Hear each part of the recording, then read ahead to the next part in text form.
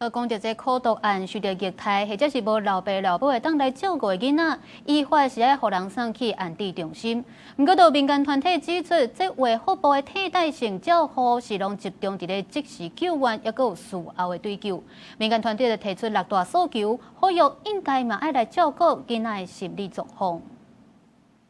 若准囡仔受到严重的苦毒，照这个时阵，政府就要介入，提出替代性的照顾来安置囡仔。不过有民团指出，卫福部的资源拢集中伫咧即时救援和术后追救责任，针对囡仔受害以后的身心状况欠缺处理。 有一些孩子，他在生理上就是已经遭受一些不可逆的伤害，例如被打聋或者是被打瞎，所以我们才会认为说，进到替代性照顾系统的孩子，他们其实是好不容易从这些伤痛当中活下来。那所以我们也很希望制度可以为他们多准备一些资源。另外，安置民指出，安置中心100位内面，可能有13个离校是身心障碍者，因需要的照护会更较侪。因也发布一份民间版替代性照顾政策白皮书。 提出6大诉求，关心囡仔的身心状况，建立分级的制度，要求国家培养第一线机构人员等等。卫福部也做出回应，讲因会参考民间的版本提出修正。有关这个我国儿少替代性照顾政策，我们从去年都有在做一个修订。